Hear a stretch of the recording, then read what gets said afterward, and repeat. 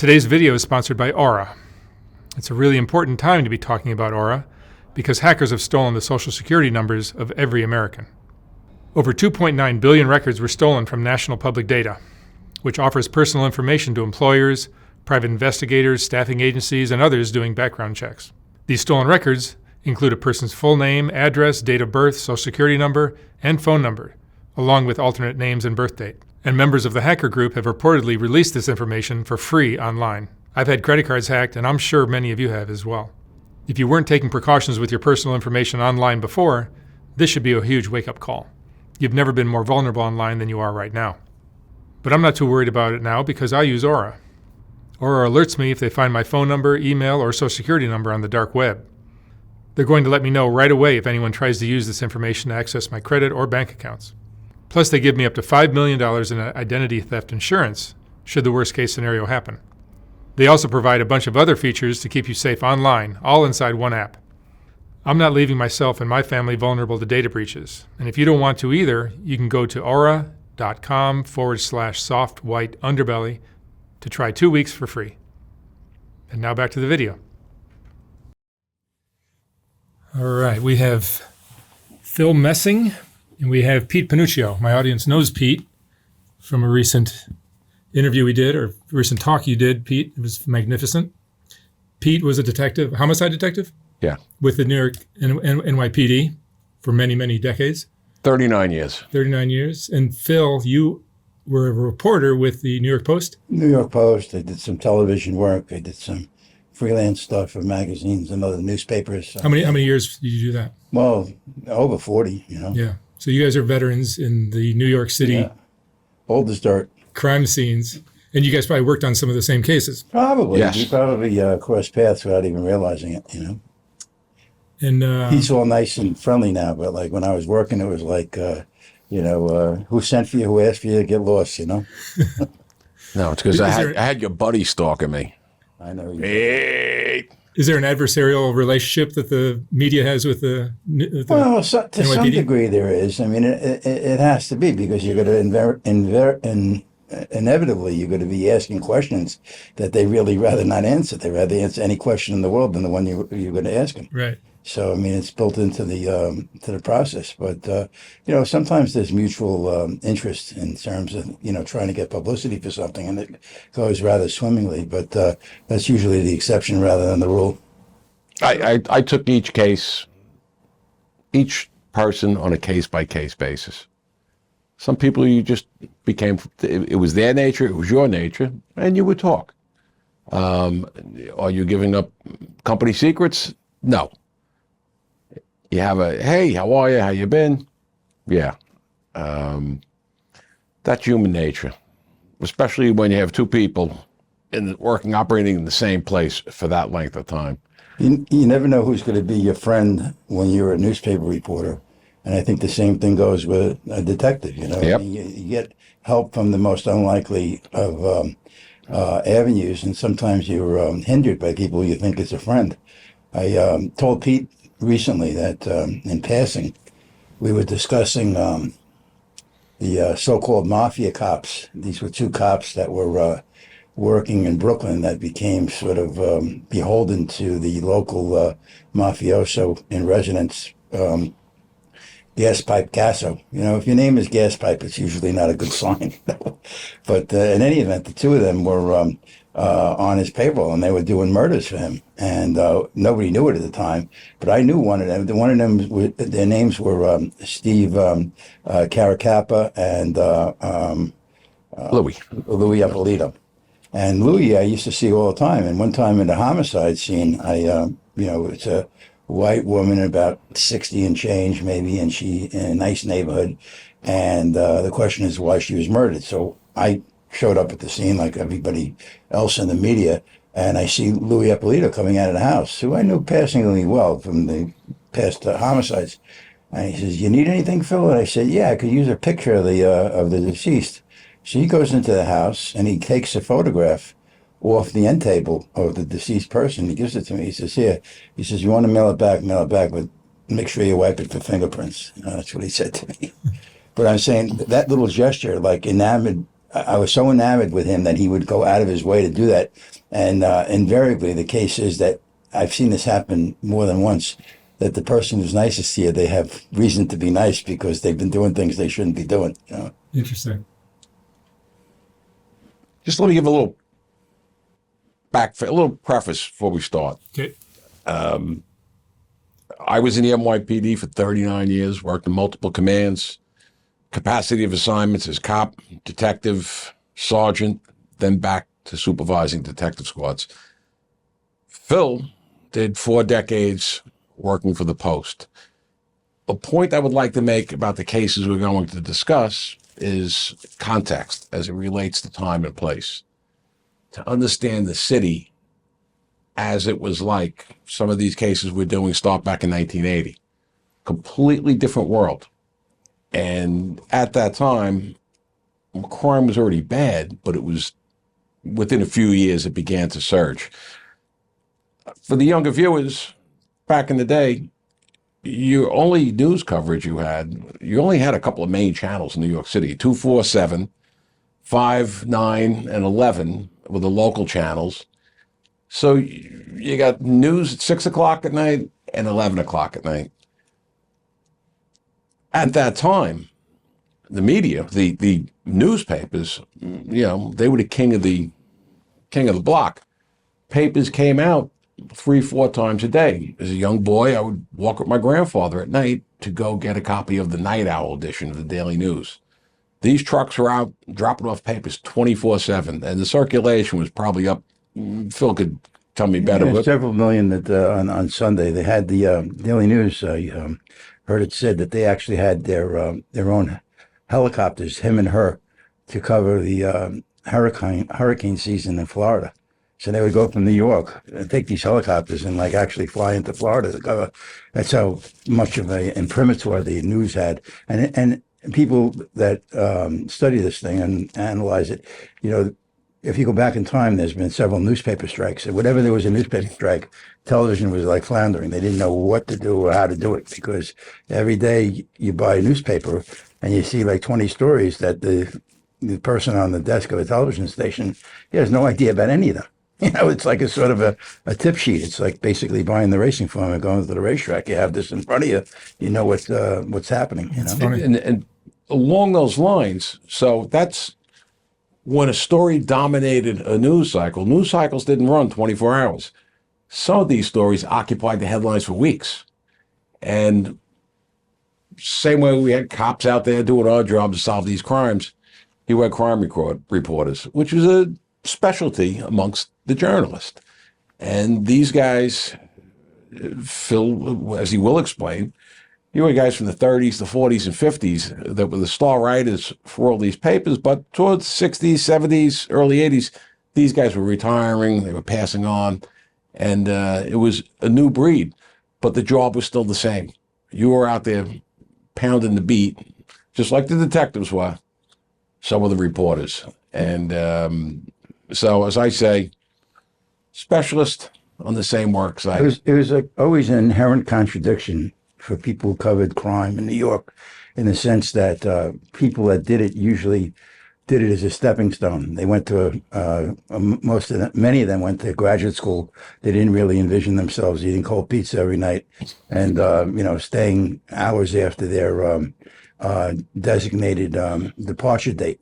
And it really came to be something of a calling for people that stayed in it, because it was considered a little day class to be covering crime. You felt that you should be doing something better. But paradoxically, at the same time, they kind of denigrated people that covered the crime beat as like being, the lowbrow form of journalism.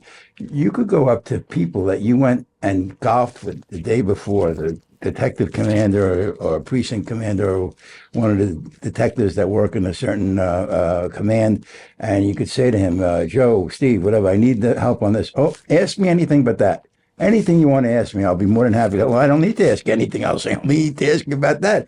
I can't help you. But meanwhile, the political pundits, it's just probably petty built-in jealousy over the years. But you go to these pundits that are on the Sunday news programs, they don't have a story, and they have no shame in writing about, well, the New York Times reported this, or the Washington Post reported this, or CBS News. I was not given that luxury. None of my colleagues were given. I couldn't say, according to what was in the competition's paper today, we were expected to be driving the narrative. So it was really somewhat of an irony that you would have these people that would, be kind of looked upon as like, really the stepping stone to a greater journalism career, working in what was probably the hardest assignment you could get, because people didn't want to give away secrets. Secrets is like a fungible thing. It's access to power. It's the key to the whole operation. Yeah. So one of the first cases, did you guys both work on this one? No, this is one of Phil's first case. Phantom of the Opera. That is the Met murder. Yeah, I remember it happened then, I think, 1990, December 90? Is that 80. 80, yeah, that's what I meant to say. 7/22/80. Yeah, well, in any event, when that happened, the next day they took some of the reporters that were at the Met, the publicity people, took us on an actual tour backstage. And we were able to write like a story. I took the... But what was the case? The case. It was very simple, actually. It was a musician that worked for the Metropolitan Opera House, who was a terribly gifted woman. She studied in Italy. She studied in Australia. She was married to a sculptor, and, sort of just one of these New York success stories, came from out of town and really had this great job working for this opera house. And one of the employees, they known as grips, the people that kind of do the stage work, and it's quite complicated. And you go behind the scenes. There's basically 15 stories of different air shafts and different floors that are nobody sees it. Nobody in the public sees it. So we took a little tour, and I was able to we were able to write the same basic story, saying that I took the tour of the death tour of this woman, because what happened is during an intermission, she's approached by this guy who was basically liquored up. He was I think he was about 19 or 22, somewhere in that 22. 22, yeah. And his name was Craig Crimmins. And he was alleged to have gotten liquored up and basically try to engage her in sort of sexual shenanigans. She wanted no part of it. And he ended up strangling her and throwing her off like the roof. She was found in like a secluded area. They didn't see her until the next day. That's how, because it's a very, very sort of desolate. There's a million ways to get lost in there, and she was getting on an elevator. He saw her and he spoke to her. But what happened after that incident is that you had, maybe like 75 musicians or more, and you had like 200 or 300 stage people that were in there, and nobody knew who killed this girl. You know what I mean? It was like sort of nobody's volunteering the information, and it was a couple of 6 weeks or so before they finally made an arrest. Actually, with Craig Crimmins, they took him in for custody, and they didn't charge him right away. And I went up to the Bronx to his house, and you sometimes get a tell as to why somebody is guilty, and you know it instantaneously. And the police were in front to keep crowds away, and I actually like snuck in through the laundry room to get up to his apartment. It wasn't really illegal to do anything I did, but cops would have you mind your P's and Q's at all times. And I needed to get an interview with this guy, so I went up to this thing. I knock on the door, and I tell him who I am, and he turns. I could hear him through the door. He says, "Sis, it's the New York Post. What do I tell him?" And the only thing I knew is that he's 21 and his sister is 14. And I said to myself, it does not look well that he's asking for advice from his 14-year-old sister about something like this. If you didn't kill anybody, you should say, I don't talk to my lawyer, or I know nothing about what you're talking about. Have a nice day. But he was like tongue-tied over the fact that he did this thing. And he ended up, I think he's, did he get out? He's actually out. Yeah. He got out a few years ago, and he's back working in the Grips Union. So he did about 40 years? Yeah, something like that, 35. He kept complaining about the fact that if it wasn't such a notorious case, he wouldn't have been serving as long, which is oftentimes the case. The more sensational case a case is, the more longer you're going to be in prison.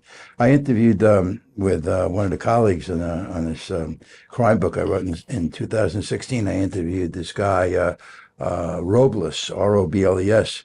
He did 52 years in prison when I interviewed him. He's out now, but he killed 2 women. It was called the Career Girl homicides in 1962, I believe it was. And he came in there. He was a junkie and looked to rob them. And while he was there, he saw one of the girls coming out of a shower, and he ended up raping her.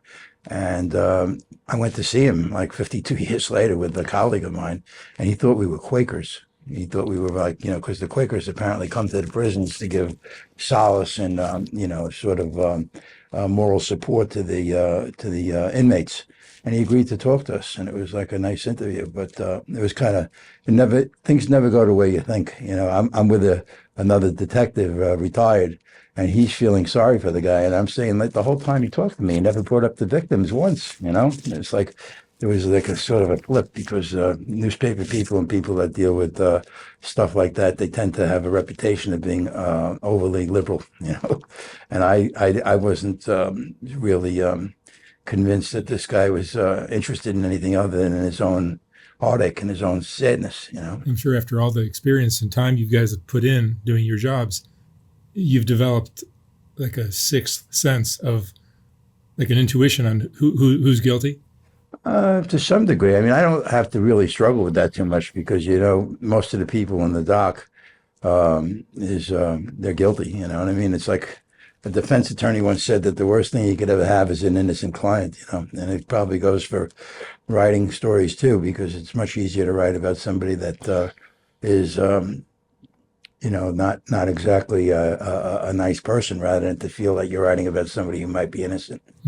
There's a flip side to that, is that especially experienced cops that really perform well at their job, you do develop an intuition. There's just those little nerve endings are telling you something's not right here.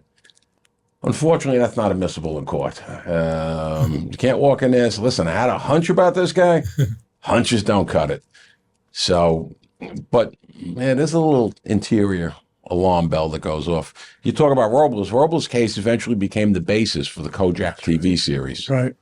That was in the 19th precinct on the Upper East Side. But that was 10 years later. That's when Kojak came out.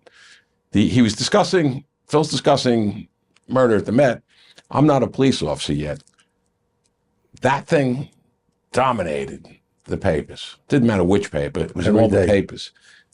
On a different note, the people I hung out with in college at the time, there was a whole clique of young women that used to come down from the Bronx because one of them was dating my friends.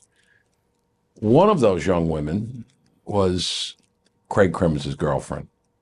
Beautiful, intelligent, just a really nice young woman. And I had never met him. I didn't know him. I know what some of the girlfriend said about him, but yet here we are all of a sudden. That was the summer of 1980, and she was absolutely devastated.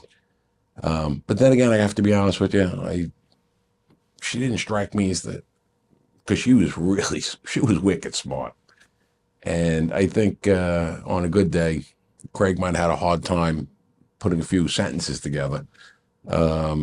Yeah, that was my connection to that case, just knowing the girlfriend. And she was destroyed over that. She really was. The number of suspects in criminal cases, even murder, who have either good-looking girlfriends or a good-looking girlfriend or good-looking girlfriends is one of the great amazements in my mind. I mean, Really? I've it's just an idle thought, but I mean, I've gone to, Rikers Island on, I have to do an interview in prison, and you go up on visiting day and you see these beautiful girls that are like 18, 22 years old, wheeling a baby carriage, one after another. One's better looking than the next.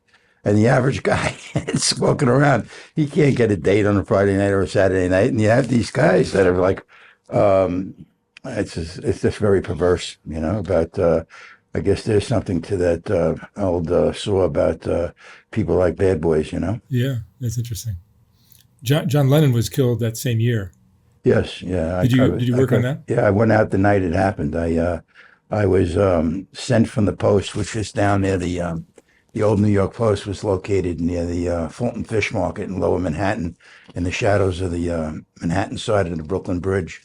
And I go up to the Dakota, which is where Lennon was living with Yoko Ono, and I started knocking on doors on the various streets adjacent to the Dakota. And one of the first doors I knocked on, the guy came out to talk to me about the shooting, was Fred Gwynn from the Munsters. And I remember talking to him about how terrible he was. Everybody was affected by it. Everybody thought it was the most terrific thing in the world. But, it was really just one of these situations where you have a great person that's taken down by basically a nebbish. This guy was like he was a nothing. You see that.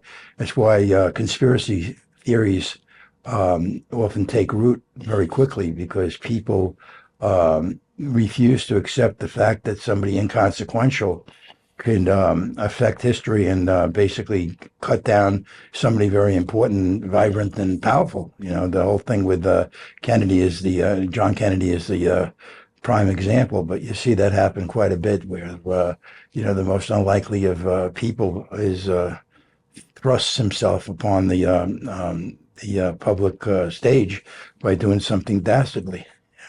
What do you make of all the conspiracy theorists that think 9/11 was rigged and Kennedy? I'm a big believer in what Sigmund Freud was reputed to have said, which is sometimes a cigar is just a cigar. Mm-hmm. I don't think that that happens quite a bit. I mentioned to Pete, one of the things I did since I left the paper, I worked on a book involving Jeffrey Epstein, who was one of my classmates. I went to junior high school with Jeffrey Epstein. You did? Yeah. I was in the same class as him. He didn't let me cheat on the math assignment, which was unfortunate for me because he was a very good math student. But in all earnestness, after he died, everybody was, it was murder, it was, conspiracy, this and that. It was nothing of the sort. I interviewed his cellmates. I interviewed the medical examiner. I mean, the only people peddling that were people that had too much time on their hands and didn't really know what was what. You have a guy who's worth almost $700 million, who's used to having sex twice a day with young girls that he doesn't really know, two of them at least. And all of a sudden he's told he's going to be spending the rest of his life in prison, and he's in terrible fear. That was one of his bête noirs. He was terribly afraid of African-American inmates preying upon him, being, because he grew up in not far from where I grew up, but he was a little bit more mollycoddled than I was, I would say, in terms of life experiences. And he was basically put in a situation where instead of having, the life that anybody might dream about, it was made clear to him that he was going to have nothing. He was going to be basically regaled to having to wonder about whether he could pay his people in the prison so he wasn't preyed upon. We were working that night. I'm sorry? We were working the night Epstein hung himself. And they're giving me notifications, and I'm like, hold on here.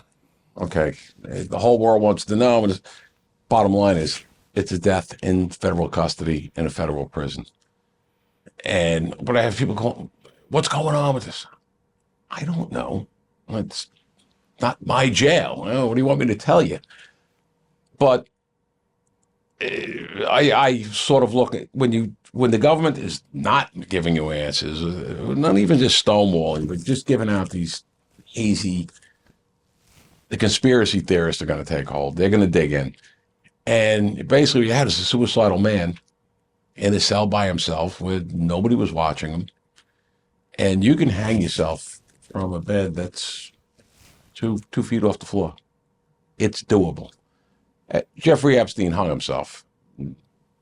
Do I think there was some neglect involved? Yeah. They knew the man was suicidal. All you had to do, I was just interrupting you all you had to do was look at the people that were basically brought up on charges of I guess it would be misfeasance. I don't know if it's malfeasance, misfeasance. They didn't do what they were supposed to do, which was looking after him.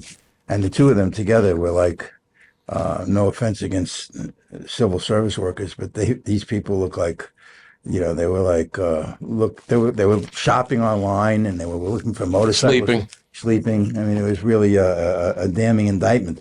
And the idea that either of these two individuals could somehow be part of a vast conspiracy involving the highest echelons of the U.S. government is preposterous in the extreme. I mean, it's beyond preposterous. My own gripe with the whole thing is that, you know what?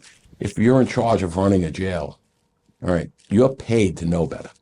You know you have the highest profile prisoner within the federal system at that given time. And there's not multiple safeguards in place with extra supervision, extra staffing, and this happens. There's no excuse for it. It's like that old joke, you had one job, and they dogged it.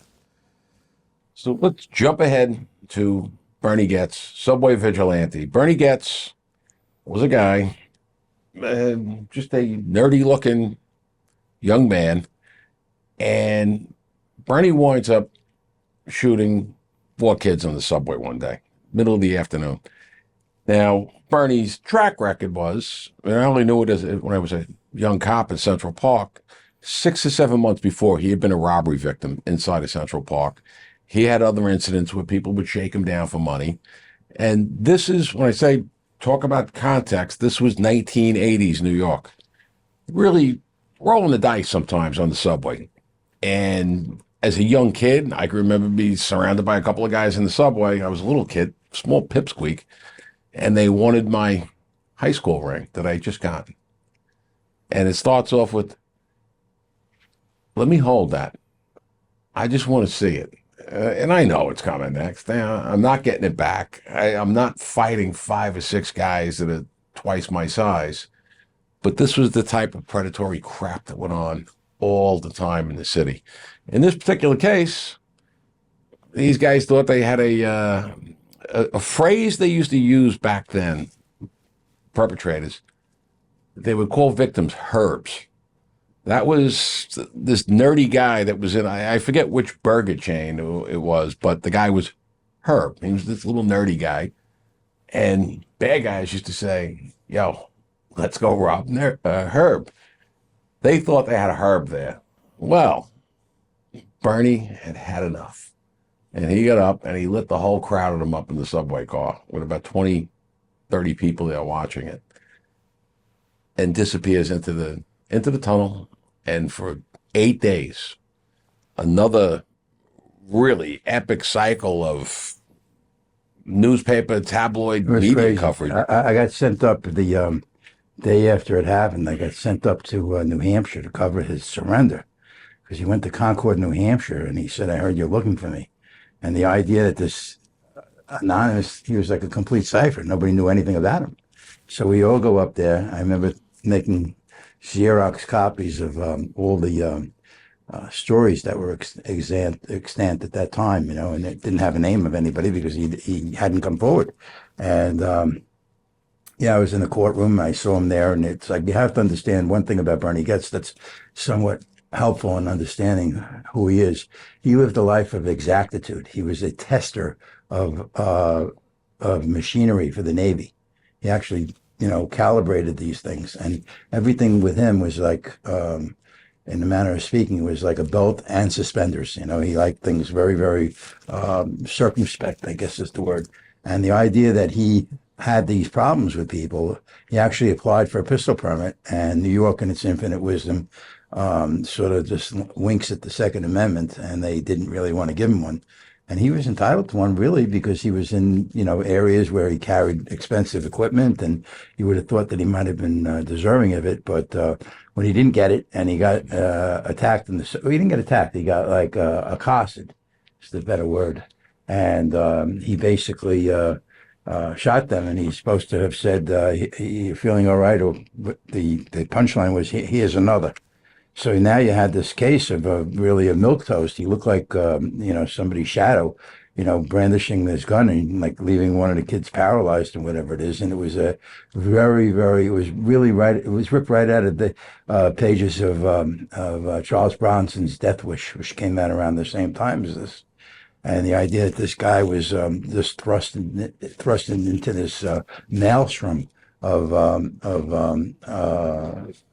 being a criminal. He was basically a law-abiding person, and he said, "I'm not going to allow anybody accost me." And in fairness to the full dimensions of the story, it was also reported at the time that these kids had threatened him with a screwdriver. They found the screwdriver on one of them because what they were doing before this happened, they were planning to go to an arcade in Chinatown, and Jimmy opened the machines, the quarter machines that they had there, and that was their game plan for the day. But none of the kids really accosted him and threatened him with physical or harm. So any way you want to like sugarcoat it, what he did was criminal. I mean, you can't just say, "I'm going to shoot you because I think I'm true." afraid, But you got to. They prefaced it with, "Give me $5." Right? Is that an unequivocal outright robbery? No, but to a guy that's been victimized, Right. I got something else for you, and it's not $5. Right. But Bernie was the talk of the town. The thing that was interesting about Bernie is that this didn't really make it into the papers because the tabloids, which I have to plead guilty to being part of, one of the tabloids, and the Daily News was no different. We found out early on when we were up in Concord that Bernie was basically taken out of school when he was 13 years old by his mother, because his father was alleged to have tried to play grab ass with one of Bernie's classmates, one or more of them. And there's this dynamic that overlays the whole thing, where you wonder why he had this explosive rage that he did this thing. And you wonder, sometimes, like I said earlier, cigar is just a cigar most of the time, but there is a little psychological dimension to this fact that, he had a father that apparently caused him to go to school for a period of time in Switzerland. So that's how far his mother wanted Bernie away from the influences of the father. Mm-hmm. On an aside to that note, a year later, I'm a narcotics division at the time. I'm exhausted. I worked all night.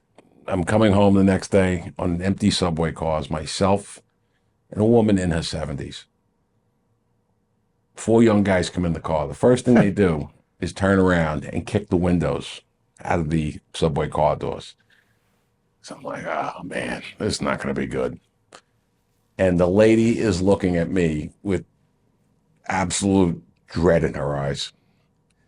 I actually had a copy of the New York Post in my hand because we didn't have cell phones. What did you do when you rode the train? You read the papers. Everybody had a paper on them. And I said, uh-oh. I slipped my gun out. I put it under the newspaper. And one guy sits down next to the old lady. One is next to me. One guy is at the door checking the next car and make sure there's no cops. The big guy leans over me. He's hanging on the bars, and he says, "Do you know what time it is?" And I says, "Yep." I says, "It's time for you to get the fuck off this train." And they, whoa! And he backs up. The kid sitting next to me levitated and just to the other end of the car. The one kid was laughing on the other side, didn't see I had a gun in my hand. And when now the train's pulling into the station, he sees the gun, he goes, "Oh, snap, Bernie Goetz." And I look nothing like Bernie Goetz. That was what went through their minds. And I says, "I'm going to count to 3. And it was asses and elbows. Out that train door, doors closed, and that old lady looked at me. She goes, "Please tell me you're a police officer." I says, "I am, ma'am."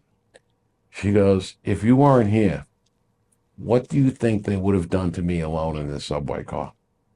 I said, "Yeah, you're right. You would have been nowhere to go, outnumbered 4-1. I says, "Hopefully, these guys learn their lesson. You pick on an elderly lady and a guy that doesn't look like a cop at all, thinking you have a couple of herbs right here. Well, you know what? Herb turned the tables on this one. Hopefully I would like to think it's all happy and nice, and they went on to live crime-free lives and became law-abiding citizens. That's probably nonsense, but for that day, they got a good scare. I know when I went up to Concord, I told you earlier, to see Goetz, it's as always in the newspaper business, everything is last dash.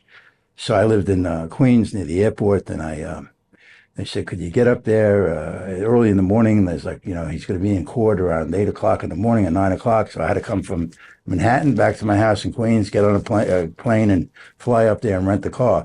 So I rented a car. It was like December 31st, December 30th. And I'm driving, and it's in the Concord, and it's like there's a bad snowstorm. And I'm going about 5 miles an hour. I got the window open. I can't see a thing. And I'm thinking this is just because we don't really get a lot of snow in New York. Even years and years and years ago we did. But I'm saying to myself, I'm being a baby. Everybody in New Hampshire does this. I pull into a gas station. He says, is it usually this bad up in New Hampshire around this time of the year? He said, worst they've seen in 30 years. I say, okay. I get up to the jail cell, and I'm there for basically 9 in the morning till about 5 in the afternoon. And 5 minutes before this guy comes in who is a jailer, the Daily News just happened to show up. I'm there literally 7 hours waiting for something to happen. And we go up to this guy. Oh, yeah, I processed him last night. I processed him. I mean, what do you mean? I said, well, when he came in, I took his clothes, I gave him a cell, I gave him linen, whatever it is. I was in charge of making sure he had his cell and everything. And he said, well, what did he say? He said, it had to be done. That was the headline the next day. It had to be done, for Bernie Goetz. And you see him in the courtroom. He was like the saddest looking sad sack you ever saw. It was like, Dagwood Bumstead, and that you were looking at. He didn't look like he was a threat to anybody. But no, he did not look like a Charles Bronson vigilante type killer at all. And years later, I wound up one of the detectives who arrested Bernie was a gentleman by the name of Mike Clark. I wound up working with him 6 or 7 years later when I was working in the detective squad and then in the homicide squad.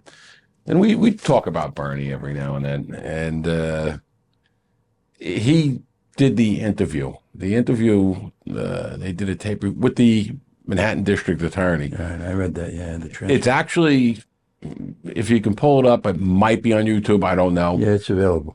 It's actually an interesting watch of an interview because Bernie's also very adamant in his position. You kind of think I'm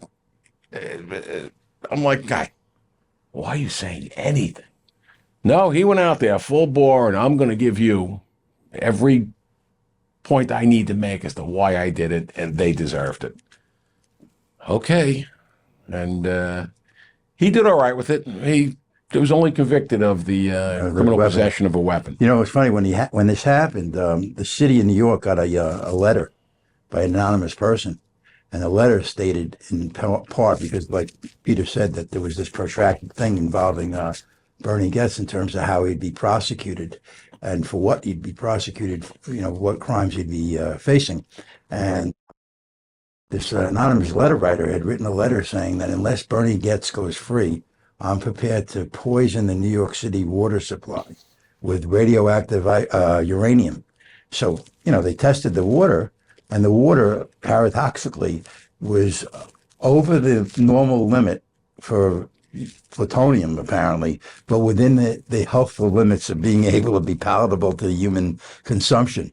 So, it's a pretty interesting thing. So I had to call up Goetz because I got to, I was taking him out, and he gets on the phone with me and he says, uranium-237. He's going on about, and he's giving this dissertation on the phone. I had trouble getting through high school chemistry, and he's going on with, he says, well, there's extra protons in this thing, and it's like, it could theoretically be done. I spent like 5 minutes on the phone with him. I was convinced he was the guy who actually poisoned our water supply. So I called up his attorney. He says, nah, he didn't do anything like that, Organized crime is big here in New York City. What... I'm sure there were mob stories that you guys... Oh, that's what we were going to move on to next. Lots of mob stories. Probably the biggest, I would say one of the biggest of probably both our careers was December 16th, 1985, outside of Sparks Steakhouse. Paul Castellano head of the Gambino crime family, and his underboss, Tommy Bellotti, were shot dead. The most audacious mob boss killing since Carmine Galante in 1979. Carmine was shot in the back of an Italian restaurant in Bushwick, out of sight, so to speak. This was brazen, Christmas time, Midtown, 5 o'clock in the evening. Well, streets are packed. Well, the killers wearing Russian hats to confuse the cops. They all looked, somewhat similar, because they had this pre-existing game plan that they'd wear these Russian style fur hats. But Phil took things to another level. I don't know about that, but I got to see it like years later because I was covering the courthouse. I mean, you have the incident happening, and then like there's usually a lag time before there's some development, in terms of legal development. And in the short term, Phil spent some quality time with some of the most notorious gangsters. Just great little one-offs, but with some of the people that were truly some of the most vicious hitmen in New York City at that time. Oh, I mean, I covered his trial in, I guess it was 86. I think he was acquitted in March of 87. I'm not certain. Well, there were multiple. Yeah, that was the first one, though. That was the first federal crime he got. And he was already burnishing a reputation as being the Teflon Don. That was the nickname. And he was also burnishing a reputation as this person that was more famous for being a bad guy than anybody since Al Capone. I mean, Andy Warhol, for goodness sakes, had him on the cover of Time magazine. And you don't get bigger than being on the cover of Time magazine and having your picture being done by Andy Warhol. I mean, this guy's a hijacker, basically, that went on to bigger and better things in terms of the world of the mob. But yeah, it was very, very audacious. Pete's right about that they killed this guy. And when they had the trial, it was you had an amazing situation where he was on trial for racketeering involving other things. It wasn't the Gambino case. He had things that preceded him that he was already under indictment for. And he had his brother that was on trial in the same courtroom for a big drug conspiracy case. So I was covering all these trials, and I'd see these guys in the hallway. And some days I'd get John to talk, Gotti to talk to me, and some days he would raise his hand. He didn't want to be bothered. But it was really kind of funny because a lot of the reporters there, that they didn't have, sort of a street touch, I think. And I think that they were somewhat intimidated or a little bit afraid of the guy. And I used to see him in the neighborhood. I grew up among people that were sort of mobbed up. I wasn't like best friends with them, but I certainly knew who they were. And, it was sort of a thing where I guess I projected an image of somebody that wasn't really terrified of them. And that was the idea that you could talk to them, say hello, and hold the door for them, and maybe make small chat with them is half the battle. You know what I mean? Did he recognize you from before? Oh, we saw each other every day. I mean, it was like this was a 6-month trial. So, you know what I mean? But did he know you when he wasn't so famous? No. But I did know, I did see Sammy the Bull Gravano when I was growing up before he became notorious, because he had a bar that was not far from my house that I drank at as a kid. 18, you had to be 18 to be able to drink in a bar legally at that time. So when I was a young kid, I remember going into this bar, and Sammy the Bull was he was the owner, I guess. But yeah, it was an interesting thing that characters in the courthouse were really it's funny now or then as they were 30 or 40 years earlier when Damon Runyon was writing about Arnold Rothstein. They called the Brain, and they were just these charming people, but you should never be so naive as to think that they weren't killers. You know what I mean? Because that's how they kind of worm their way into the sort of areas of people forget what they really are about, and they don't really do much to hide it.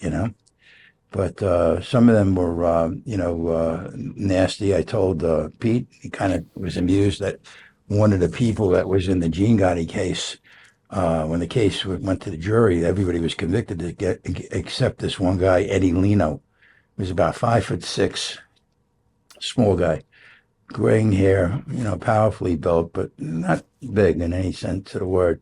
And I went up to him in the courthouse, and he was with his friend, the mob guy that he was talking to. I said, "Mr. Leno, my name, I know who the fuck you are. What do you want?"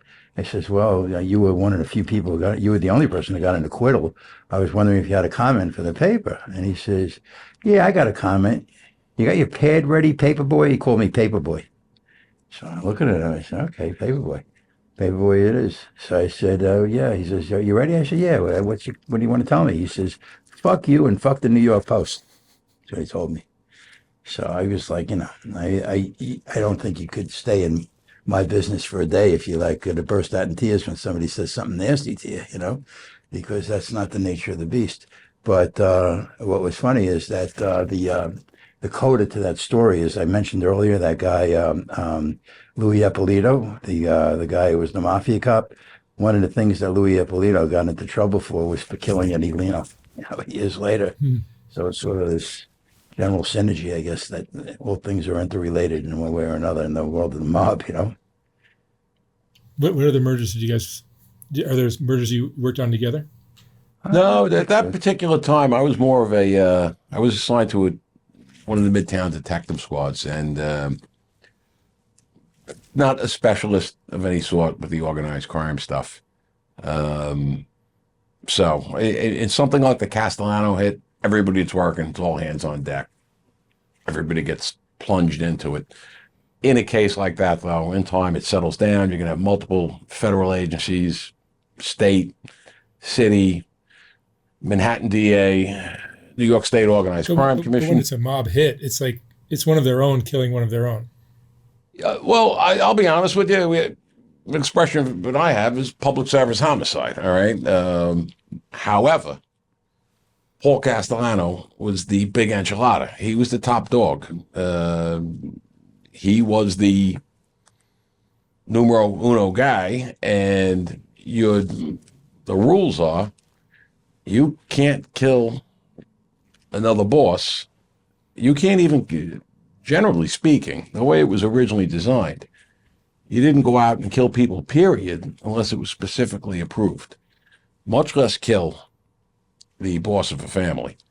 And it's apparently over the years that Gotti did reach out, his crew reached out to the Lucchese people, which was Gas Pipe Casso and Amuso. The Bananos at the time were in a lot of trouble because of their own internal issues, so nobody talked to them.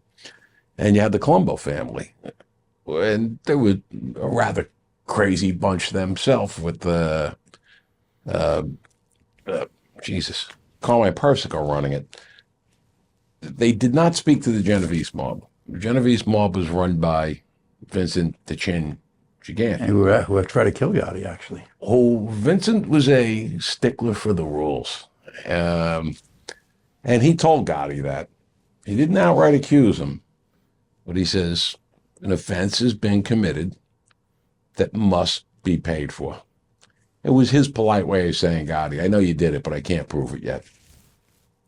But I will kill you. And he eventually tried to. Yeah, it's funny. There's a postscript to that story, somewhat of an apocryphal story that the FBI, they listen to wiretaps from various areas and they get intelligence on things, and they actually developed information that this guy, Chin Gigante, for those who don't know who he was a former boxer who was basically became infamous for faking his own insanity, which allowed him to walk around the bathrobe in Greenwich Village and he was like you say, crazy like a fox. They eventually came to, we were able to make a showing in court that it was all a ruse.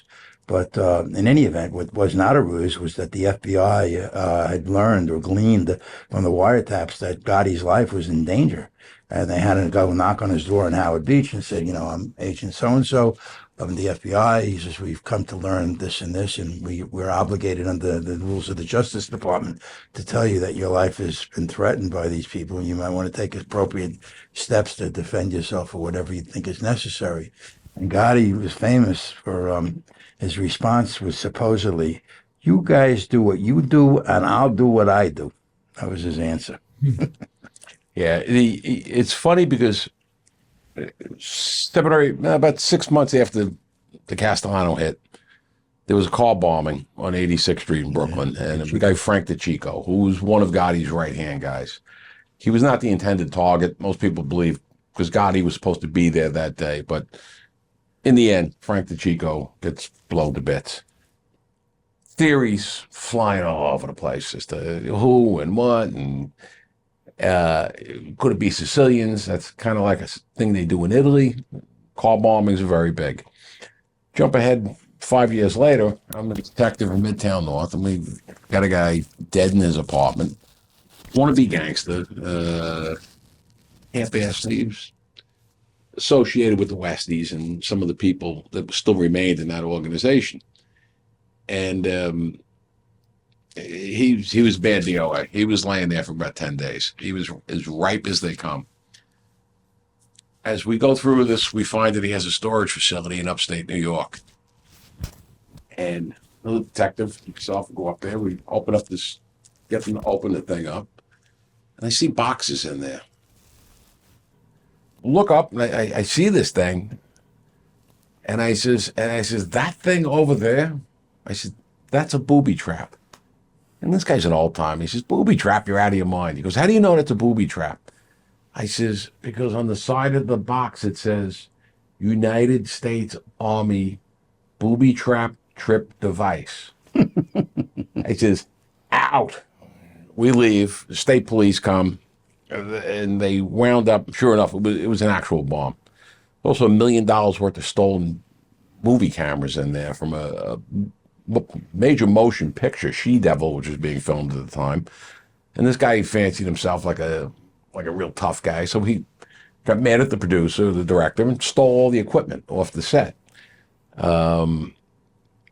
So the next day, they wind up detonating this thing upstate, and I got a call from a well-known TV reporter down here who's incredibly well plugged in, John Miller. Man had tremendous sources across the board, and eventually became a deputy commissioner in the NYPD. And he called me up, and the running joke was, who killed Willie Myers? So he said to me, who killed Willie? I says, who is this? He says, John Miller. I said, John, I have no idea. I said, I was actually thinking of calling you and asking you, maybe you know who killed him. And he threw two names out, which he was close. He was very close. And in the interim, he goes, I'm looking at some video from our affiliate upstate in Albany. He says, are you the young guy with the gray hair, or are you the old guy with the gray hair? And I'm laughing. I said, I'm the young guy. He says, I'm just calling you to give a heads up about a story we're doing. Don't want anybody to get killed over this and get burnt or whatever. I says, what's the story? He says, your victim was best friends with the brother of Tommy Bellotti, who was killed with Castellano. And it seems like your victim also has experience with car bombings, which he did. Wasn't his first rodeo blowing things up. And he says, we're positing the theory, and it came from the feds. I don't know who or what within the feds. They're thinking he could possibly be a suspect in the DeCicco bombing in Brooklyn in 1986. I says, oh, that's interesting and entertaining, but he said, I'm not telling you to, he said, just want you to know, this story's coming out tonight. So don't be shocked. He says, because I guarantee you within about 4 minutes of that report ending, the phones in your office are going to explode. And he was not far off the base. And it turned out in the end, it was not related to our guy. They figured it out who it was a few years after that. But just these different little weird stories trek through our lives. So, did you guys have history with the mob when you were growing up? You guys both grew up in New York. Well, I mean, I was, sort of just a kid trying to get through junior high school and hoping that my acne wasn't going to be terminal. You know what I mean? I wasn't really exactly proposed for membership in the mob, not being Italian for starters, but I did know, who they were, because I mean, the people in the neighborhood couldn't help but, that's so and so. I had a friend of mine, Stephen, now dead, who had long hair. And this was in like '68, when hair started to get long. And he was approached by the local mafioso in the neighborhood, Mimi Scalfani. I forget. Scalo. But he's known. You could see him that he's a real person, long dead. And he saw my friend and he grabbed him. And apparently the rumor was that his son was involved in drugs, and it was an unpleasant thing. I don't know if the son overdosed and died or whatever, or he had just a drug problem. But he took my friend and he took him into this cabin, and he put his head in the toilet bowl and he flushed the bowl. Get a haircut. So I used to walk with him. He said, "I can't walk over there. I gotta go over here. I can't be seen. I'm not gonna get picked up by that guy Mimi again." So certain people are sort of verboten, I guess is the word. But Mimi got into trouble years later. The story with him is that he was very rather garrulous when he had too much to drink, and he supposedly was insulting Carlo Gambino. And Carlo Gambino was the antithesis of John Gotti in the sense he was very, very old school, very circumspect, didn't want to raise a ripple of anything. But when Mimi got done insulting him on a drunken tirade supposedly at Gargiulio's restaurant in Coney Island, he was marked for death, and he was killed shortly thereafter. So these stories are sort of like the boogeymen come to life. Most people they hear campfire stories about a guy with one arm that's going to come in the middle of the night and do you harm or whatever it is, or this and that. But in certain neighborhoods in Brooklyn and Queens, the Bronx, elsewhere, you actually saw these people, and they were as advertised. You'd see that they were wearing like a sharkskin suit. They had money to burn, big jewelry on their fingers. I mean, you knew that they were cut from a different cloth than your dad that was, struggling to go to work and taking a bag lunch every day. I mean, it was really a big divide. And it was very interesting watching them. There's another guy in the neighborhood that now dead, who I knew of. His name was Carmine Lombardoza. He was known as the Doctor, and he had another nickname, the Mob's Man on Wall Street, because he always had negotiated securities. And when I was in college going there, I ended up getting a job in a Las Vegas night. And the rumor is that the wise guys were behind it. But it's like sometimes you don't ask certain questions if you want to be in certain environments, and you want to you're sort of titillated by what's on the other side of the screen. So I didn't ask too many questions. I was still going to college, trying to get through school. But he was a known entity. You bring up a funny memory. I remember Las Vegas nights were all the rage. Oh yeah, in the early '70s, and there was a synagogue in my neighborhood. And a big sign out there, Las Vegas night. And these are very traditional religious people that attended this synagogue. And I'm a young boy, and I'm like, they really don't strike me as the kind of people that would be gambling. These were people. Some parts of my neighborhood were very orthodox, and sun goes down Friday night. That's it. And of course, it would be when was Las Vegas night would always be Friday night in the Jewish Center, and I mean, you had crowds and crowds of people out there. I was too little. I just didn't make the connection. But you figured out in short order, especially when you get older, who was running Las Vegas nights. They were around. There was certain restaurants that you knew. Well, you knew. It's kind of like knowing the baseball players on different teams. They used to have a joke. They used to say, they're running it for charity. I said, charity? What kind of charity are they running the Vegas nights for? I said, it's like Sons of Israel. I say, oh, yeah. He says, who's running it? He says, his name is Johnny Israel. He's got 5 sons, He's like running it for himself, really.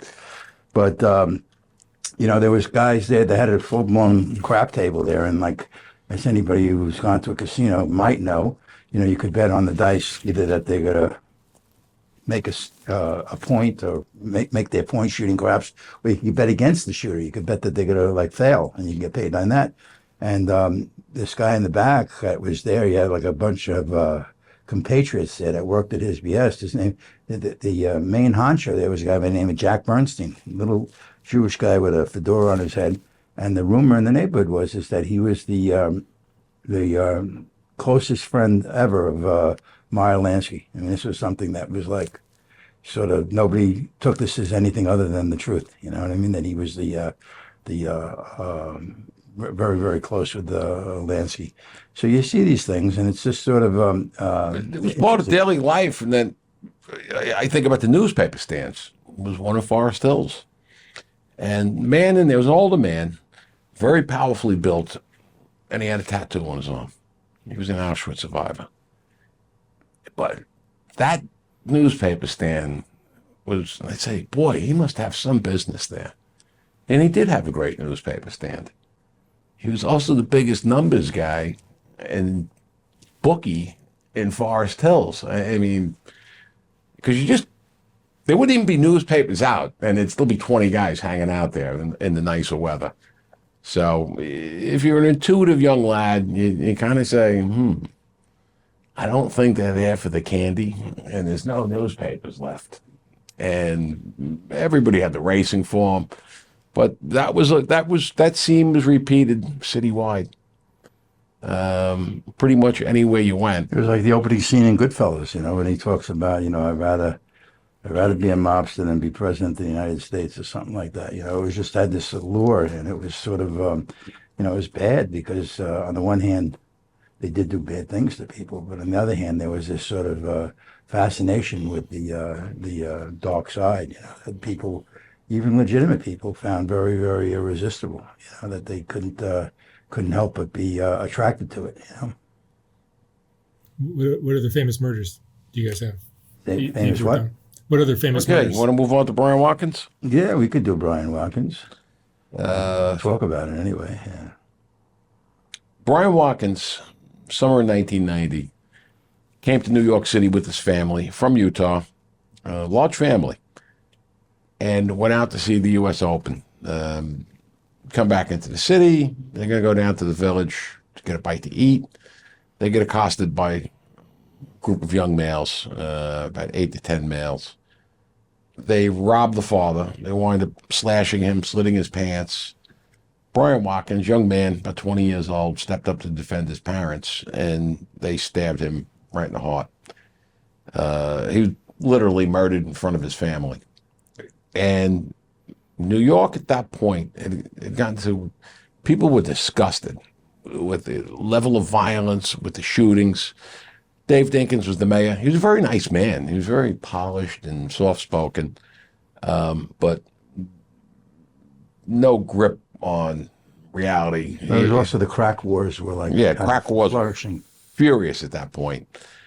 And then you have this young man murdered in front of his family, and the papers were all over it. And one of the more memorable pages was, from the front pages of the Post, was "Do something, Dave." Dave, do something.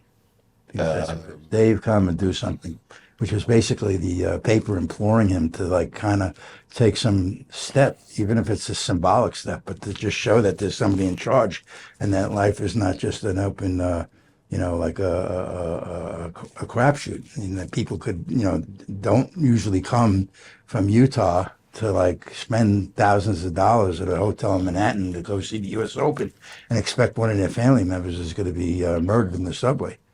And, that was sort of a steady crescendo over the course of about a decade where crime was starting to rise, crack was becoming more prevalent, and the gangs that were controlling it were there was a necessary shakeout in terms of they decided who was going to be in charge and who was going to be not in charge, which contributed to the urban violence.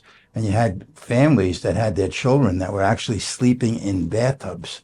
They would tell their kids to go to sleep at night, and instead of being in a bed, they'd have them in a bathtub because it was below the window ledge, and they couldn't fire into the apartment. It sounds like something like. No, it's 100% true, though. But it sounds like something like the myth about alligators in the sewers of the city of New York. But it was Absolutely 100%. not a myth. People were worried about it, and it kind of, I think, peaked in, I think, 91, I think was it was 91, 92.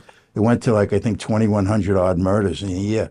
Now, to understand what that means, I mean, the 2,100 murders in a year is roughly, what is that, about more than 6 a day, right? It's like almost 6.5. Six and a half a day. So, I think a couple of years ago, they had, like, I think 400 murders in New York City. So where are these bodies coming from? Who are they? I mean, not everybody is a gangster. Not everybody is a mobster. Not everybody is a drug dealer. Some of these people were like tangentially swept up into the whole, the whole bloodbath that was going on there, and there was basically a lot of anger. So when I hear these people nowadays, they talk about, oh, it's never been worse than what it's been. It makes me laugh because it's factually erroneous and provably erroneous. That they had have 6.5 murders a day. I mean, and I used to work there. I mean, you wouldn't have time to basically vet all of the bodies that were being killed on such a steady basis, because it takes a while from something happening for the concurrent effect to kind of bubble to the surface. What do I mean by that? I mean that if somebody gets killed, you don't know if this person is a good person, a bad person, a student, or not. You need some time for it to come up. And it was unrelenting, the number of bodies that were going on there. Most of them were sort of not terribly newsworthy. And that's an interesting thing when you talk about what's newsworthy and what's not newsworthy. Generally speaking, what's newsworthy is something that's anomalous. You have somebody who's like living in a section of town where the crime is very low, and there's really a lot of quote unquote built-in safety there. The idea that somebody becomes a victim of a crime there is an affront to everything that everybody believes about life. So when that happens, it's going to get a lot of attention. You know what I mean? You expect somebody living in the ghetto to like basically have a rough go of it. But when somebody is living on Park Avenue or living in a, on Sutton Place, and there's things, that's when the papers go crazy, because it becomes the very essence of why people want to read the newspaper. Things got better after that. That was because of the new mayor? Well, I think it was a slow thing. I mean, I think it got better. I mean, Giuliani did help things improve, in terms of what was going on. I mean, there's always that, that cautionary tale. They say, Mussolini made the trains run on time, in Italy, I mean, it's sort of a thing that he did do some things that were helpful, but the body politic, they kind of overreacted the other way, according to many people. Got to beg to differ a little bit. Well, Dinkins had already started a hiring program of cops, so we're getting more boots on the ground. The process within the police department fundamentally changed 180 to really and specifically target areas of crime, recidivist felons. So holding commanders responsible. What had been kind of like a haphazard buckshot approach, like, I go out with my partner, oh, hey, look, a robbery, bing, we get the guy. Did anybody do any follow-up on it? Did anybody interview the stick-up guy or see if there was any patterns associated with this guy? No. So now you really have a, as they used to say, change the paradigms of thought in the police department. And you have this 180. And it was aggressive. It was very aggressive across all levels, from low-level quality of life stuff, drugs, guns, and up to and including homicides. So within a couple of years, your numbers really begin to plummet. Word's out, there's a new sheriff in town, and it's going to be maximum enforcement. Did things get overboard at times? Yeah. Did they focus on things? They got carried away with them, like, you got to be kidding me, but wasn't so much as a fun city anymore, because everybody was getting summonses for drinking beers in the street and stuff like that. But the thought process was behind it was control the disorder. When you control the disorder, that doesn't lead to bigger things. It was a whole broken window. To me, it worked. Obviously, we had a 20-year run. My point of view now is we were on the slippery slope back down again. The numbers aren't there yet, but there's a certain level of fear that people have in the streets again, of disorder, decay, and decline. And people are a little bit worried to be out again at night. We didn't have that for 20 years. So just my different spin on. You know, up until that crime surge, and you also had the concomitant reality that the city was in terrible fiscal decline. The city declared bankruptcy in the late 70s, and they didn't have promotional exams for cops to become sergeants, or for cops to go from patrol officer to sergeant. Sergeants couldn't become lieutenants because it was the civil service list was frozen. And what does that do? You know, you have cops there, and then it got so bad that they had to have fiscal layoffs of police officers. They put people on sabbatical for a while. The average age of a New York City police officer when I came on was 41 years old. That's high for a police agency. So, and you were only hiring in the first few years after the layoffs, they only hired in dribs and drabs. I don't know if I was a drib or a drab, but I got hired in those first few years. And then after that, classes gradually started to get bigger. Dinkins made his case with the federal government. There was a lot of federal money that came in through the Clintons, where we did wind up getting 6,000 extra cops within 2 years in New York City. But it was the same old policing. All right, go stand on your post. If you see somebody, lock them up, or whatever. There was no focus to it. A lot of work being done, but not a whole lot of focus. Giuliani comes in with Bratton, Jack Maple, and these guys get laser focused, and it worked. City turned around, and I think we have a lot to be grateful for, and that this neighborhood we're in right now was really an armpit in the 1990s. No one was hanging out in Midtown at night. You couldn't go near Midtown at night. It was really just a depressing dump. The worst was the Port Authority, a couple of blocks. It was like it was really like a place. There's actually a story, you can look it up, that crack vials everywhere in the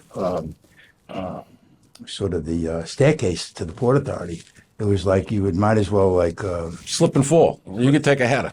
It was incredible. People sleeping on the floors. People people wouldn't. It looked like one of Dante's circles of hell. That's how bad it was. Not that I would know Dante's Circle of Hell, but for one it's been reputed to be. It was really very, very grim. Very, very grim. People there that basically living on mattresses and one after another, just like. And the body politic saw nothing wrong with this thing. They didn't have the will. They didn't have the initiative. I don't know if it was tax dollars or whatever it is, but you have to realize that the Port Authority is run by basically the governors in New York and New Jersey. I mean, they have tremendous budgets, and they couldn't rein this in. It was either a built-in lassitude or whatever, but it was really, really, really bad at that time. In terms of, if you were a New Yorker, it's like, and you strayed from the straight and narrow, you really were pressing your luck. Yeah, somebody had a great idea. Here's what we're going to do. Every night, 3 o'clock in the morning, we're going to go out and scrub down the sidewalks around the Port Authority. Well, if hundreds of encampments, and probably over 1,000 but it worked. You go out there, especially you go out there in February and crank up a big hose and you're telling people, move, we're cleaning, they'll eventually move. And they kept doing it until they realized they were actually flooding out the foundation of the Port Authority. That's how much water they were pouring on it. And is it a nice thing to do to people? No, to hose them down. But that's their best idea that they came up with at the time. Let's just hose everybody out of existence around the Port Authority. And all it does, it goes across the street, it goes uptown, it goes in different alleyways. It's not even coming close to solving what the problem is, but that was their novel idea. Didn't work. So, shall we? Yeah, what's another one? Shall we? Meir Kahane. Meir Kahane, I like. Meir Kahane was a founder of the JDL, Jewish Defense League. Really divisive figure amongst American Jewish people and in Israel. He was kind of like a failed politician in Israel. Very tough guy. And the people he ran with were a tough crew. They had no problems going out and brawling in the streets with whoever they had to brawl with at any given time. So Meir Kahane's back in New York, and he's giving a speech over, and the stuff that he said, even for that time, it was inflammatory for both Jewish people and for Muslim people. And he's over at the old 48th and Lex on Lexington, not the Lexington Hotel, a different name. Not the Roosevelt, no. Not the Roosevelt. He's in the hotel. In the middle of his speech, man stands up and bang, shoots him twice in the chest and kills him in front of hundreds of people. He subsequently shoots another man. What's his name? Nosad? That's Saeed Nozair. Oh, there. He shoots a man leaving the place. Then he gets into a shootout with the United States Postal Police, in which he took a round to the face and he survived. So this goes to show you that the looming freight train of terrorism was already roaring down the tracks coming right at us. Well, the PS to that story, Pete, correct me if I'm wrong, but they found in the effects of the suspect, they found names that later emerged. They wanted to shut it down. I mean, there's certain people that were probably responsible for being shut down, but it was generally a decision that was made unilaterally that, sometimes there's an old edict in the police department: big cases, big problems; small cases, small problems; no cases, no problems. So this was a case of certainly no cases, no problems. So they basically said, look, we got the guy. It's a lone gunman. There was no suggestion that he was working in a behest of anybody specifically. Close it down. But when they later were to find that, they later found out that some of the names that he had in his dossiers, whatever, surfaced in '93. Yeah, this led to people not seeing what was going on in front of them. You have the '93 Trade Center bombing, where they nearly, I don't think most people realize it, they came very close to bringing down one of the towers. And the subsequent investigation, you start to see a pattern here. It's all the same people, including Saeed Nozair, who's involved with certain people in certain mosques. Who later became problems. Who later became major problems. And when the '93 bombing goes down, and they find in his effects later on, Osama bin Laden was actually funding Saeed Nozair's defense here in the United States. If you asked anybody in 1994 that wasn't a specialist in this line of business who Osama bin Laden was, they'd look at you like you have three heads. And this stuff was already on the roll. Jump ahead, 1994, there's three young yeshiva students on the FDR. They get off by the Brooklyn Bridge. Car pulls up, guy opens fire, and he kills one of the students. It was a young man by the name of Ari Halberstam. And I was in the homicide squad at that time, so we were deeply involved in the investigation, but our forte is not terrorism. So we had some assistants with some really good people from the district attorney's office. One guy was an Israeli-American citizen, but he spoke multiple dialects. And in the end, we wind up arresting these guys, but we also seized boxes and boxes of literature. First time after Saeed Nozair was arrested, all sorts of material, but it's in Arabic. 93 Trade Center material. 94, we have cartons and cartons of material And my friend who was in the DA's office, I worked with him on that case, and then a path deserved. I split. I went back into patrol. You jump ahead a few more years, and it's these same little centers of terrorism in Brooklyn, Jersey, and what happens next? 9/11. I didn't see my buddy from the DA's office until 2002. And he says, remember all those boxes of shit that we lugged around that the feds took? He says, they called me up last week. They want me to look at it. 8 years later, he says, Bin Laden was in those, in phone numbers, locations, contacts, key players within the structure.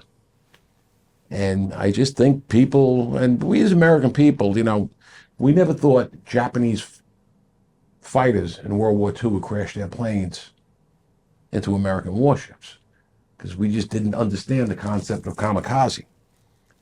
And, you know, we dealt with it. We won the war.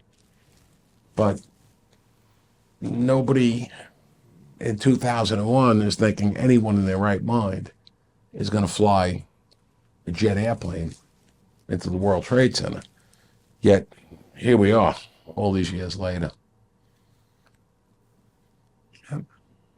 Crazy. So, Just thinking about the mob stories that, you know, you've got me thinking about some of the old stories that don't put the roach. What's that? Yeah. Roach. Yeah, I told this to Peter, and he kind of was somewhat amused by it. But you know, when you're covering a trial, a major federal trial, you reporters that are covering it, they do what's called a curtain raiser, which is a story where you're raising the curtain and you're telling the reader, on this side you have the prosecution, and the prosecutor is famous for this prior case. The judge has this background. The evidence is going to be this, this, and this. The defense is expected to argue that, that, and that. And it's basically a blueprint as to what is going to be in the public consciousness for the next couple of weeks, couple of months, depending on how long the trial lasts. So I was in the courtroom, and they had what they call the voir dire, which is they basically they examine potential jurors to see if they'd be suitable to serve on the jury. And one of the people in the courtroom is a court officer who is there because the crimes that are being alleged included the shooting of a court officer whose name was Gelb, G-E-L-B. And he was a court officer. He says, I'm here to see justice for my friend who was killed by these mobsters. And he was full of anger and, you know, the feeling of loss that he had over his colleague being killed was very, very pregnant. You could really feel how angry he was. And he said, look at these guys. He said, you know, they're nothing. You know, he's like really contemptuous of all these gangsters. And he pointed to one of them. He says, look at that guy. He looks like he's brain dead. So I'm writing this down in my pad. You know, right? He looks like he's brain dead. I go back to the office. I type it like I've typed dozens and scores of stories before and after. I don't really give it any thought because I'm not saying he's brain dead. This guy is saying it to me. And that distinction was totally lost on the mobster in question. Because the next day I come into court and I see the defense attorney is a former Brooklyn prosecutor. His name was Dave DePetris. He passed away too. And I say, Dave, what's up? He says, oh, it's a good thing you came late today.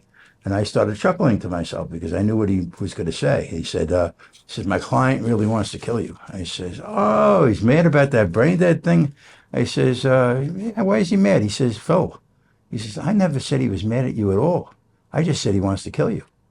So now I'm new in the courtroom. I took over for this legendary reporter who went to another paper, and I'm like sort of new in this environment, and I don't really know I don't have the luxury of having a lot of experience covering trials.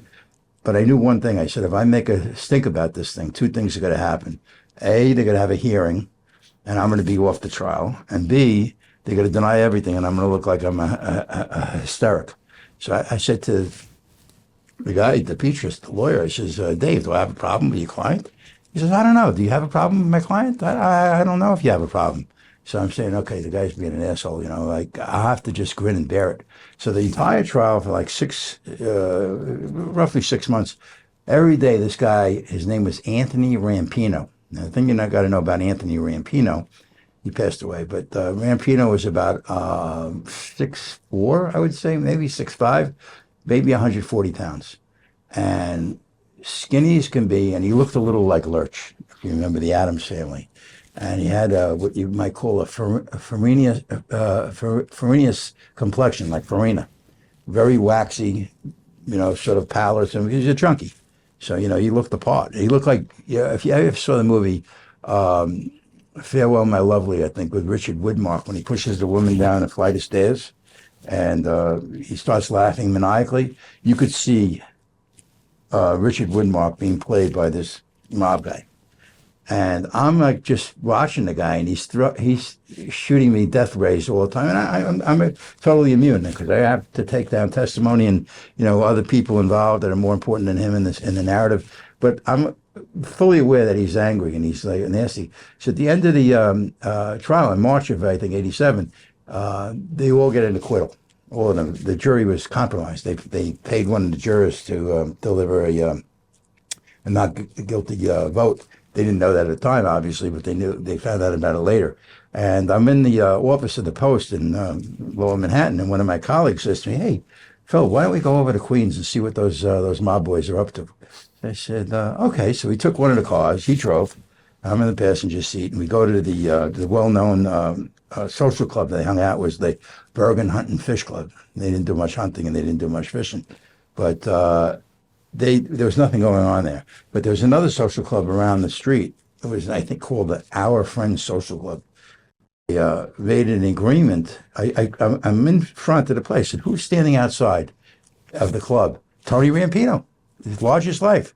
And I had seen him 5 hours earlier, and I marveled at the suit he had on. He had a absolutely luminescent suit, sharkskin suit.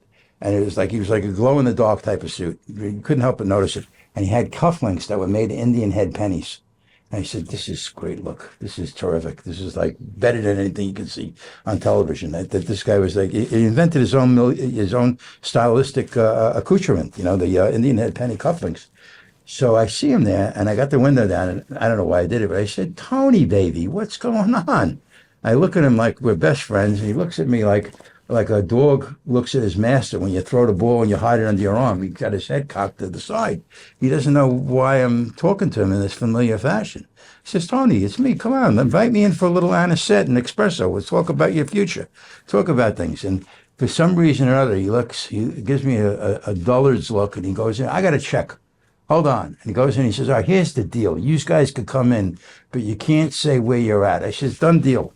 So we get into the social club, and there's pictures of Frank Sinatra on the wall with Joey Heatherton, and filming pictures from Pal Joey, the old movie from, I guess, the early '60s. It's like a real set piece, the gold espresso machine. It looked like that is something that you would see in a movie, but it was, cinema verte. And he's sitting there, and I'm asking him questions. I'm trying to be very, very circumspect to you, Tony. I'm being really gregarious and trying to not ruffle any feathers. But they're in a celebratory mood because they had beaten the case earlier that day. And he says, "Oh, I'm going to be good. I'm going to behave myself. I learned my lesson." He didn't like the local prosecutor. Her name was Diane Jackalone, and she grew up in the neighborhood, so they had a particular vituperative feeling towards her because they figured that she was violating the ethos of the neighborhood by going after them. She grew up there, and she prosecuted them. And the fact that it was a woman prosecutor probably added to their the rancor that they felt towards her. But in any event, at the end of this thing, I come home and I wrote a story the next day. I wrote Tony Rampino, one of 6 or 5, I forget how many, one of 5 Gotti co-defendants who won a surprise acquittal in a racketeering case on Friday. Has hands the size of which make a basketball nervous. He doesn't know all the words to the Star-Spangled Banner, but he's feeling mighty patriotic nowadays and loves America very much. And I went into all the quotes from him, and it was a lot of fun because the primary reason why it was a lot of fun is that they didn't butcher my copy; they ran it as I wrote it, which was good. That doesn't always happen. You're not And afraid. they didn't butcher you either. That too. You're not afraid of pissing him off. No, I mean you had to kind of know what the protocols were. I mean you couldn't be like if you wanted to have any kind of access to their world, you couldn't be a jerk and try to just impose your sensibilities on them. You know what I mean? I mean, John Gotti came to a dinner at a restaurant in Bay Ridge. I was at a friend that was having a wedding there. And he came in there and he said, "Oh, we're having a wedding there, Mr. Gotti." And he says, "I'm sorry." He was understanding. He says, "I'm going across the street." So I was upstairs. They told me he just came in. I went across the street. They bought a pack. This is when you could still get cigarettes in a cigarette machine in a bar. "What's doing, John? What are you doing in my neighborhood?" "Yeah, how are you?"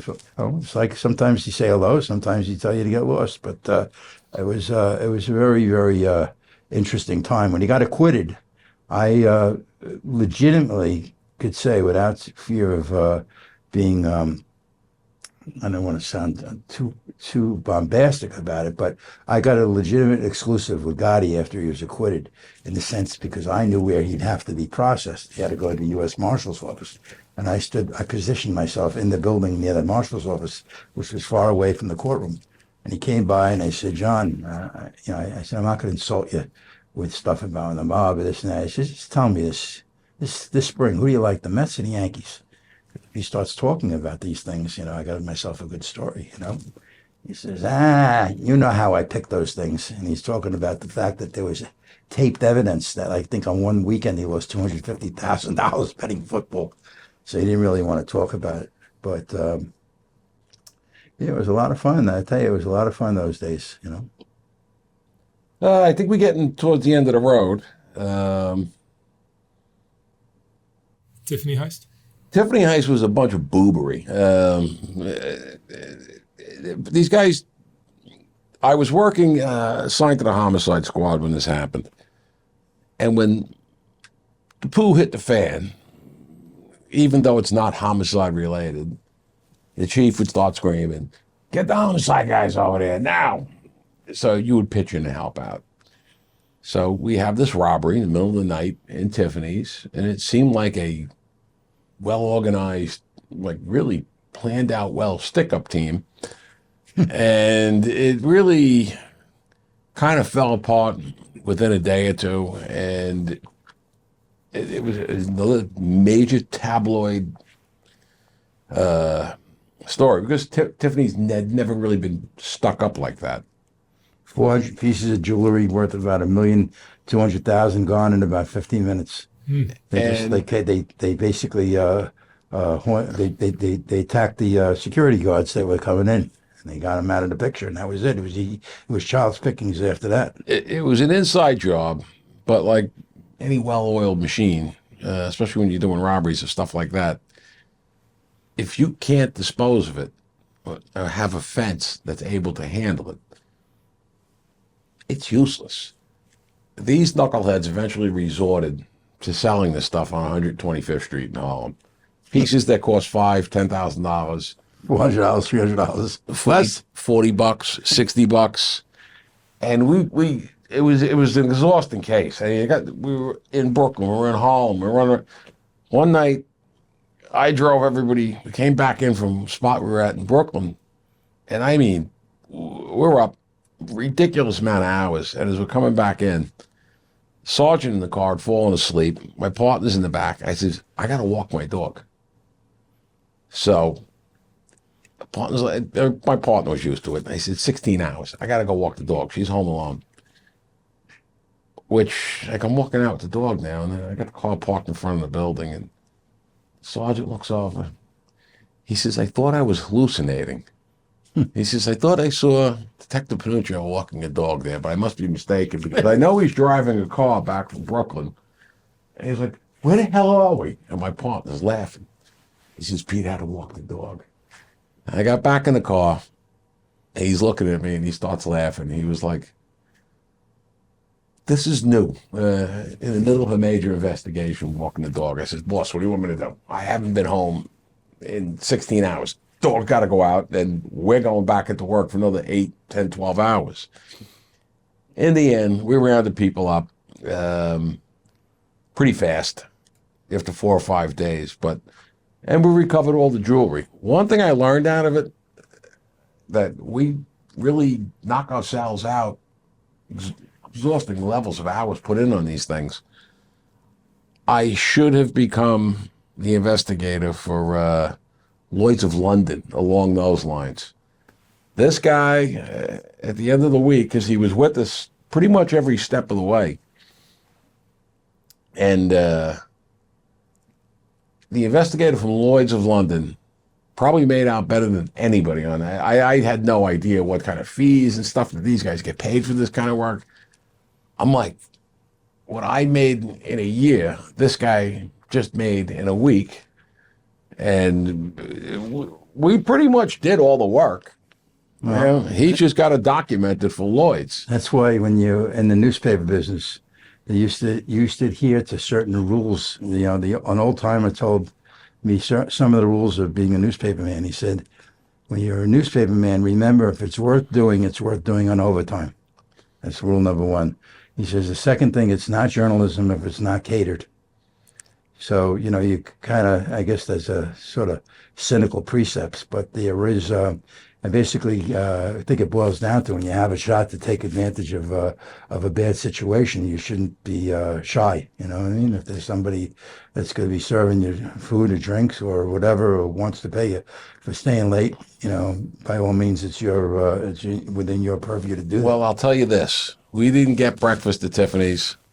We didn't even get a hot dog from the cart on the corner. That's because Truman Capote didn't know you, Pete. If he knew you, he might have helped you. He might have gotten you breakfast. Case solved. Tiffany's was happy. The guys that got arrested weren't happy, but it all worked out. All right. Phil and Pete, that was a fascinating talk. Thank you so much. Thank you. Really fun.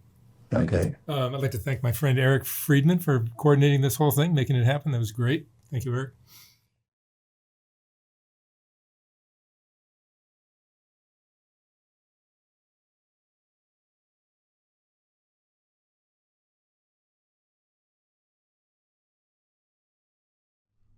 Even though Soft White Underbelly consists of a lot of videos, it's really still a photography project to me.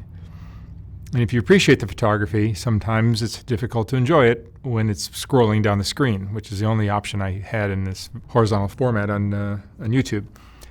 So last year we came out with the first Soft White Underbelly book, which is a collection of the best portraits from the thousands of interviews I've done.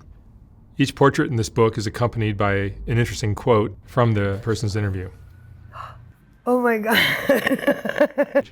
There's more. Wow. These aren't as bad as I thought. I look like a witch. The book includes multi-page spreads of both Rebecca and the Whitaker family. I will not be reprinting this book when it sells out, so once it's gone for good. You can order yours at softwhiteunderbelly.org. $125, $150 for a signed copy. And thank you for watching.